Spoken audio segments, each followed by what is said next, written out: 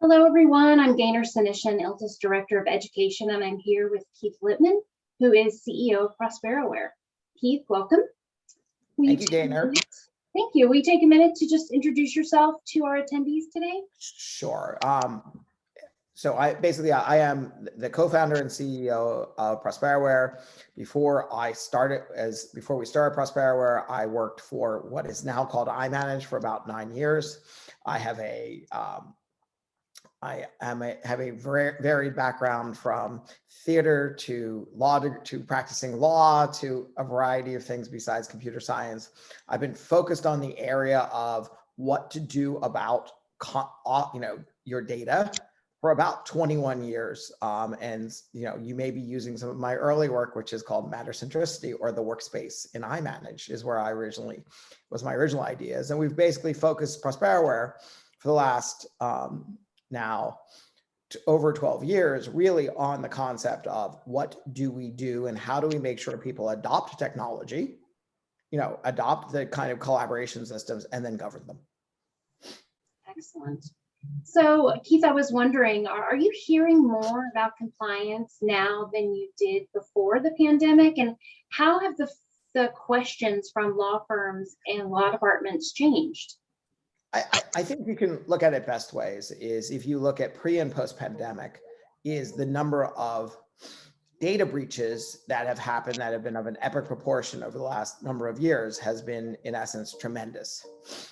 And what we've done around that is it's really impacted how people really think about things.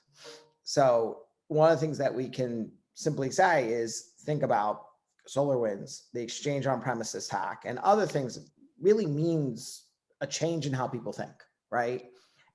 I don't think it used to be people would say, well, security and cybersecurity is not going to happen to me. It's not a big deal. We just do this because we got to do it for our clients. Now, I think no one can argue that there's a hack, that they could be hacked, because basically the SolarWinds hack was most of the Fortune 500. Yep. So when you look back over the past year, what are the most important compliance issues you think that law practices have faced?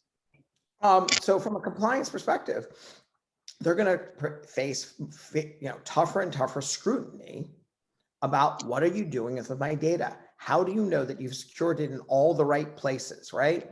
So if you look at the idea of user adoption and people adopting different systems, if people are putting client data someplace else and the firms don't know where that place is put, that's a big problem. And in essence, clients are looking at them going, are you doing this right? And that's one of the challenges that everyone's facing right now. You got to make sure that your users put it in some place that you can actually manage it. Because if you can't basically protect what you need to keep, right? Which is basically, if you need this data and this client data in order to protect your client, whether it's an existing litigation or something else. And what we found is that when these bad days happen, what the bad guys are doing is they delete the data in the way of basically leaving you an empty file. So you don't know what's there.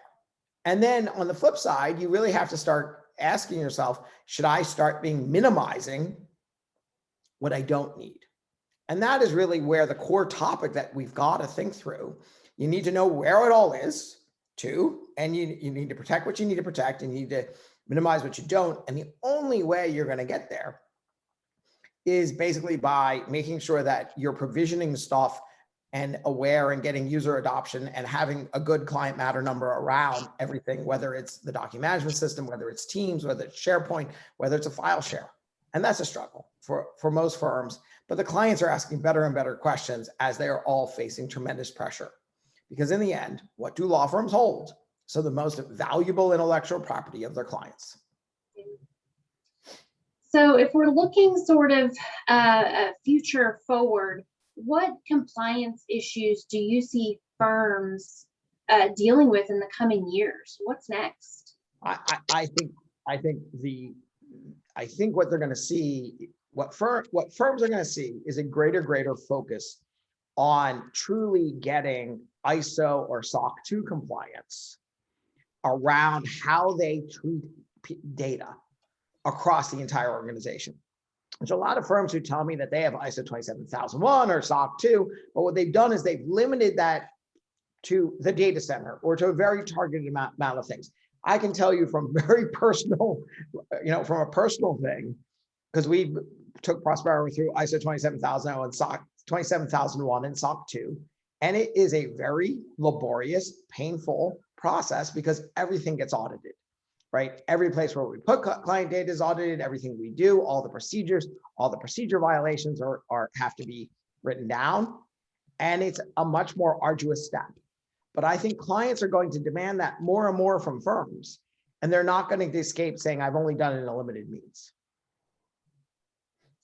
That's great, very helpful. So, Keith, how can people contact you if they have any follow-up questions or want to get in touch with you? Happy, you can either reach me on LinkedIn or simply email me at keith@prosperoware.com. Okay. Keith, thank you, and to you and to Prosperoware for your support and leadership and sponsorship of the ILTA Compliance Summit. Thank you very much. You're welcome. Bye.